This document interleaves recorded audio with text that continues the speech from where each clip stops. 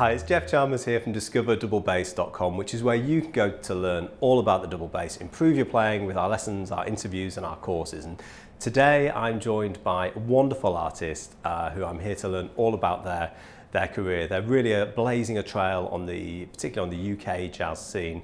They are a prolific composer. They've released numerous albums, worked as a sideman with some incredible artists such as Jean Toussaint, Nubia Garcia, just to name but a few.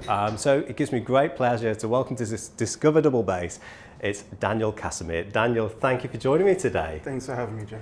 Well, it's just fantastic to see you up here. I know that you're one of the headline acts for the Leeds Jazz Festival. You're playing with one of the headline acts, which is Bennett McLean. Yeah. Yeah, maybe you could tell us a little bit about who you are, what kind of gigs you typically play, and what does work look like? What does music look like for you at the moment? I'm a bass player from London. I predominantly play in London and around Europe. I often do the Ronnie Scott's jam on Mondays downstairs, which has been fun. Yeah. And just playing with musicians, playing original material, playing standards. So yeah, that's kind of my bread and butter. But you're a composer as well, though, and maybe you could just give us a brief overview of your album, the records that you put out, because that tends to. Is it all original music, or have any standards found their way in there? They are all original music on my really albums. Been composing since I went to Birmingham Conservatoire in 2008 and 2012, and I kind of never really thought to be a band leader as such. I kind of decided to be a band leader to get more gigs as a sideman, really. Really? And yeah, I've just kind of continued it. I was thinking about your most recent release as a leader is with a big band, and arranging for the big band. Was that a challenge as well as the composing? I mean, it's a big step up from writing, bass riffs to, leading a band of so many accomplished musicians that you do. Yeah, it was definitely a massive step up, and a massive learning curve. It was tough. I really enjoyed it though. In the end, yeah, it has a big band, so 4 trumpets, 4 saxophones, 4 trombones, piano, bass, drums, and I was lucky enough to have the strings from the London Contemporary Orchestra. So wow, yeah, it was a challenge, but yeah, it was fun. Well, your most recent recording, Balance, is one that I'd suggest maybe people get started with. It's an incredible record. You've also recorded a beautiful duo album with Tess Hurst. What was that album like? Tess is one of my oldest friends. I've known her since high school, so it was really great to kind of reconnect with music that I got into before I got into jazz, and to play with like one of my closest friends. So those albums that we did, it was fun. We did a duo album together, and I produced her album. Oh, really? As well. So it was good fun. But playing in a duo with just bass and vocals leaves a lot of room. Like, did you find that there were challenges there, or was it just like fitting into any other gig and you just filled the space? Yeah, you kind of have to resist the temptation to overplay and to fill that space and to still be supportive. But in that space, I really find that my instrument, the tone of the instrument, can definitely cut through a lot more. Sometimes when you use amps, it can generally color the tone, depending on the amp. It was nice to not have other instruments in the way. Well, it's a really intimate recording, and your bass sounds beautiful. We just heard. In fact, would you mind playing something? It's such a wonderful instrument. I just played a couple of notes on it, and it's so beautifully. Yeah, it's such a gorgeous tone.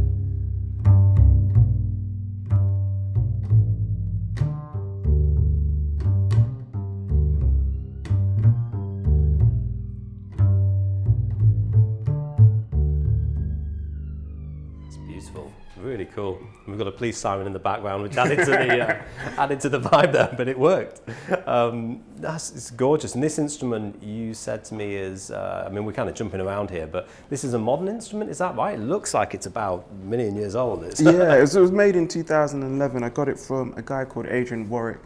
It was actually made in the UK, but it's a copy of an Italian bass. I was really lucky to find this bass, and he gave me a good offer. Yeah, it's gorgeous, Daniel, and it's got this beautiful back as well. If you don't mind me turning so the camera can kind of see, it's just so this gorgeous wood, and I really liked it because it's the ribs aren't too deep compared to some instruments that I play. Yeah. You know, but this is gorgeous, and the setup is beautiful, and you get some beautiful sounds from it. Thank you. So has this been your main axe then? Has this been the bass that you played on all your records? And yeah, pretty much. I think since 2015, 14, 15. okay. So yeah, it's the one on records, but I've got Lawrence Dixon making me a travel bass because it could be a bit of a challenge depending on where you go around the world and getting a decent bass. So how's that going to look? Is it going to be a removable neck? Will it have a reduced body, or is it stick bass or? So Lawrence's design is the fact that the body still remains whole, but the neck comes off. So it will probably be about half the size of this bass here. But out front it looks like a normal bass, but come a bit closer, you notice the difference. But the smaller body makes it a lot more manageable on bigger stages. So yeah. I think this instrument that you got via Adrian Warwick is beautiful, and Lawrence Dixon's done the setup and put the bridge on, and it's a really beautiful bass. And you've got medium spiracores on there, and just really classic sound. Have you ever tried out gut strings? Have you ever gone down that route, or was it not your thing? I tried it for a while. I tried Innovations. I don't know. Oh yeah, it's a UK company actually. Yeah. But then I was talking to Lawrence about this. He said that you kind of spend about 10 years experimenting on different strings, and then you finally come back to spiral chords. That's been my experience. Yeah, it's been exactly my experience. So yeah, I kind of like it. Spiral chords, they're hard work in terms of intonation, but if you kind of get around it, it's worthwhile. I just needed that clarity of notes. And it really pops out in your music. I hear that with your playing. It's got that real kind of direct kind of sound to it, which I love, and it's really clear when you're putting your ideas forward. It's really clear what they are. Yeah. And I think you mentioned about playing at Ronnie's. Is the bass at Ronnie Scott's made by Lawrence Dixon? Because I've never seen it, but I've heard about it. Is that one that you've played a lot? And that's Yeah, it's he based it on Ray Brown's bass. So, wow. Yeah, it's fun to play, and obviously Lawrence is a trusted guy. I like with basses. Any problems, I go to him straight away. So yeah. Well, it's good to give him a shout out. If you're in the UK, he's certainly somebody who will be able to set you right in terms of finding a great instrument or setting up, because that really is beautiful. I really enjoy the way that bass plays. And you mentioned there about spiracores and about the sort of directness of the sound. It made me think about when you were starting out, did you practice, looking back to these origins, did you practice with the bow much? Was arco part of your classical music, part of your beginning, or was, how did you find your way at the beginning? And So I started off on electric bass. Okay. I did my audition in Birmingham on electric. Oh, okay. And I was very much into Motown, James Jameson, yeah. So then to kind of go to upright, I think I had to sacrifice a lot of arco practice just to kind of catch up. Yeah. But I spent a lot of time looking at Samandel. Okay. And I encourage all my students, because I teach at Birmingham Conservatoire as well, you can't escape Samandel, unfortunately. Or fortunately. It's you have to go through it, so yeah. And is that how you're kind of approaching things in terms of fingerings and things? Is it quite kind of traditional, or are you doing anything maybe that's taken from electric bass playing, or are you just kind of fairly traditional in terms of your left hand?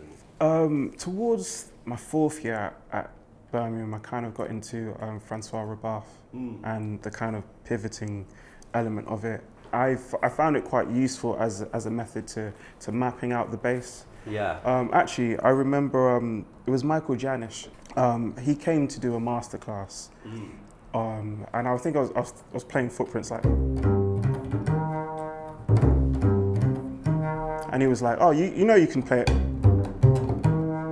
and I realized that area of the bass was kind of missing, so I had to kind of develop a technique in terms of mapping out the instrument and knowing the instrument vertically as well as horizontally, because Samandel will get you going across and down quite quite a bit. Yeah, I definitely think players tend to fall into that, you know, and actually really examining this area of the fingerboard and getting as comfortable there and allowing you to make creative choices like playing, you know, the minor 10th or something together that you can't play as a chord if you played it from here. Yeah. Gives you and also you can't slide if you're playing it there, whereas you can up to that E flat if you wanted to, and it's great to have all that more facility on the instrument. Yeah, and that's what I really use Rabaf's technique for. It's just to know my options, because I guess in an improvised setting, you kind of need, the more you know, the more you know. And then in terms of your beginning, I read that you played a bass version of a steel drum. And could you tell us about that? Because this isn't something that I was expecting, so it'd be interesting to hear about. So I think around, I want to say 12, I used to play steel drums, which was like, the bass version of that is like 12-year-old me in the middle of 6 oar drums. And then I wanted to play something that I could play at home, because you can't obviously play steel drums in a flat. Yeah, sure, yeah. So then I went on to electric bass, and then did my audition at Birmingham Electric. Then in 2008, I switched over to upright. Do you remember the kind of stuff that you were playing? I'm thinking about your audition, because I can remember playing Bernadette, or one of those transcriptions from the Standing in the Shadows of Motown book for an audition I did. What was the kind of stuff you were working on at that time? I played Portrait of Tracy for my audition. Yeah. And then I think I did a blues. Like they had their requirements, so it was nice to show that I was kind of venturing in that world via Jacko. And then so you auditioned on electric, but how did did you switch over to upright when you were studying at Birmingham Conservatoire, or was that something that kind of happened afterwards, or? Yeah, I think I had a nice bit of peer pressure. Yeah. Yeah, I think so. Like sometimes playing straight ahead jazz on electric, you can get a bit of a hard time. Yeah, of course. So it was that encouragement to be like, okay, I need to get upright together. And who were the people that were helping you to do that? It was Mark Hodson and Arnie Somerji. Wonderful teachers. And so were they the people that helped you in that regard to kind of get the upright playing together and focusing on some mandol? And yeah, 100%. But like both of those, and they both have their own kind of style in teaching. Yeah. Mark was definitely more methodical, and Arnie was methodical, but in his own way. But on top of that, I had those two great teachers teaching me upright. But we had Dave Holland as artist in residence at the time. So wow, that was a massive inspiration. Yeah, and so you got to meet Mr. Holland, and what was that like? It was magical. Like, I've got so much respect and love for Dave Holland, and he was a massive inspiration and influence right at the beginning.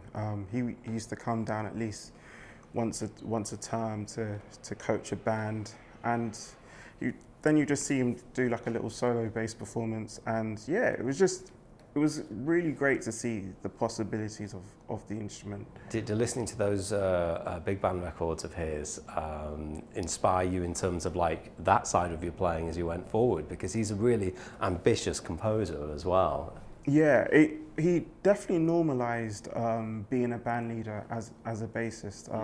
It didn't feel abnormal to me to lead my own music, because we watched Dave Holland do it. So, not to say like if Dave Holland can do it, I can do it. But he normalized it. He didn't make it like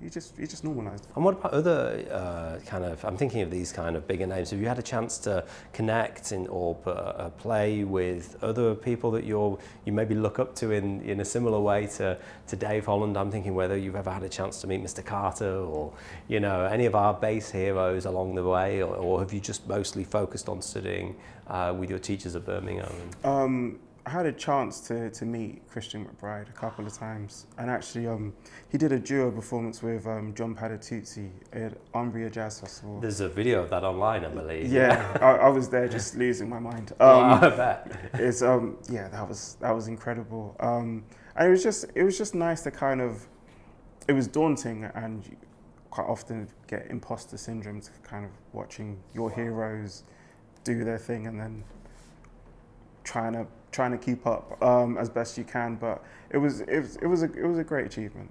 And again, Christian has got some incredible big band albums as well, hasn't he? And what is it about him that you really admire as a player? Is there anything that kind of stands out that you think, yeah, I really love the way that you do that? I think it's the language, actually. He doesn't shy away to trying to do horn-based language and traditional sort of language that you might find on other instruments. Yeah.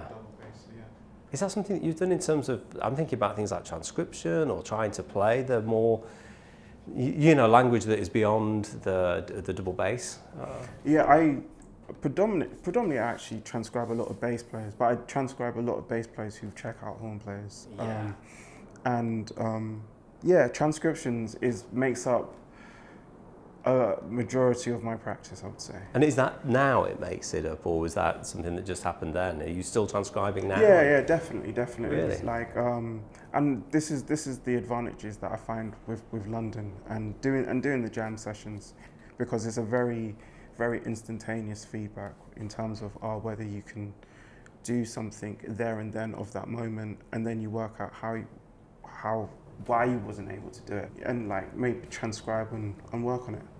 Yeah, I think that's great advice. And the jam session scene is such an important thing in the jazz community. In every scene, there is a jam session, whether it's in the north of England or the south, or whether it's all over the world. And Monty Scott's is really right in the centre of the UK scene. I mean, I wonder if you've got any advice for younger players going into these jam sessions? I mean, I would be intimidated if I walked into Ronnie's and, was thinking, can I, play a tune? I don't know if you've got any advice or encouragement for people who are thinking about it.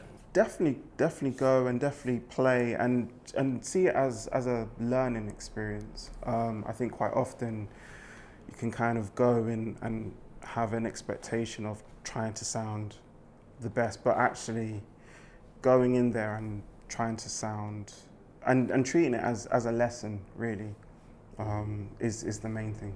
Yeah, because you're getting to share the stage with so many people, and in terms of networking, I've found that when I've moved to different parts of the country, it's been so important to get to those jam sessions and to meet people and say hi and who you are. And the bass community is so friendly that if do you get people coming and playing mostly electric, or is it electric and upright, or just depend on the night? Yeah, like there's quite a few electric players about, and upright I think it's more of a healthy balance now than it was before. And yeah, I see jam sessions as my job centre. If the diary is empty, I know where I need to go. If you're that's the place to find work as a performer and as a gigging musician, I reckon. Yeah, I think that's so important. And going full circle, you said that you studied at Birmingham, but you also didn't you study in London as well? I did my masters at Trinity Laban. Yeah, and so who were you studying with there? So that was more of a compositional sort of work. I see. But, I had lessons with Steve Watts. Oh, yeah. So yeah, that was great. Yeah. Oh, that sounds like a really exciting experience. But then going all the way around, you then end up teaching back at Birmingham as well, alongside these, wonderful players like Mark and Arnie that you're then, how's that experience been like, meeting these younger players coming through and walking the same path that you've done? I think it's exactly that. It's kind of been like, I know where you're at, because I was there not too long ago. Yeah.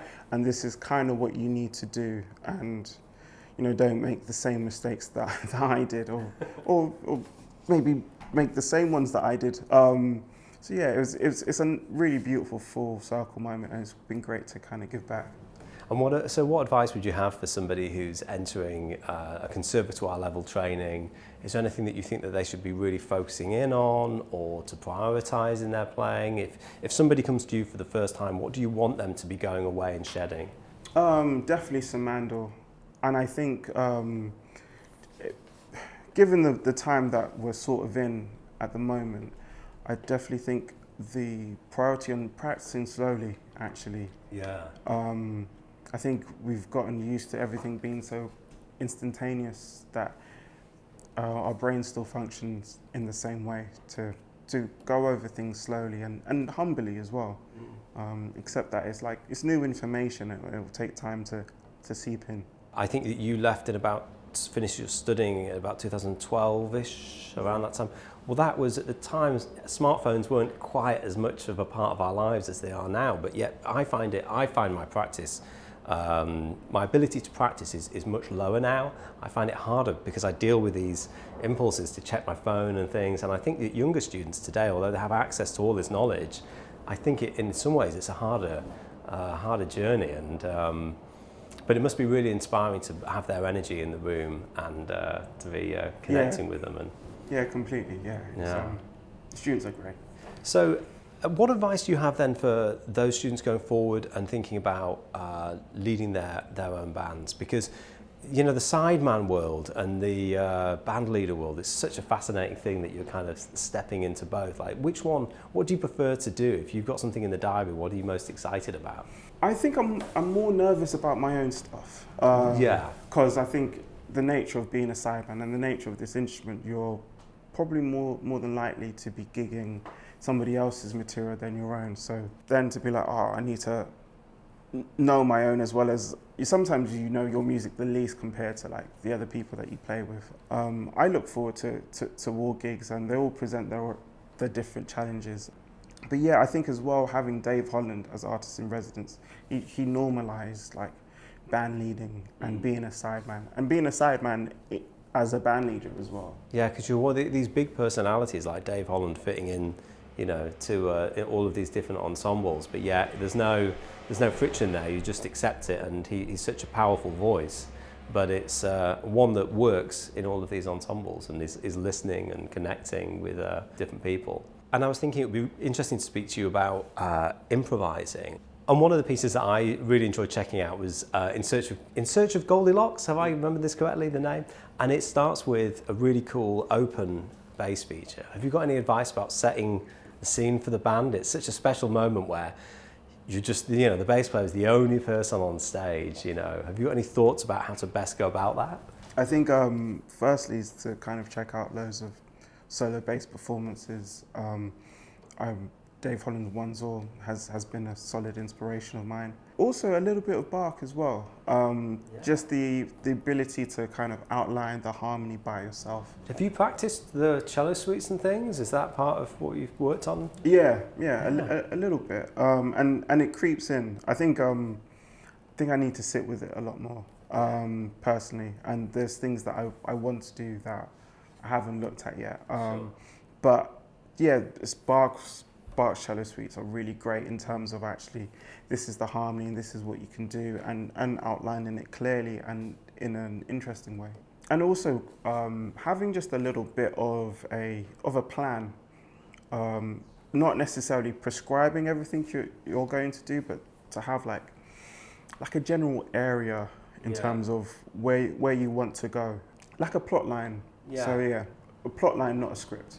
So that's a really nice way of putting it, and I think it's interesting to think about where you're building towards within it and how you're going to then set up the band really, really well, because that's such a strong thing into an important part of these solo performances, is then being really clear with the band about where everything is, and people aren't left kind of baffled with what's going on, and I definitely hear that in your playing. It's a really beautiful thing. And we've spoken a lot about different things, but one of the areas I'd love to just, before we finish off, ask you about is you spend a lot of time on the road. Are you getting to practice much these days? Is practice time a big part of what you do? Like, will you be able to sit with the bass most days, or are you mostly composing? I wonder if you could speak about that part of your playing. I think I definitely practiced more back in the day. I think there were points where I was waking up at 5:30 to make sure I was in the conservatoire for 6 and just kind of, being really focused. I think now as I'm older and I've got more responsibilities, as you said, travel, kids, I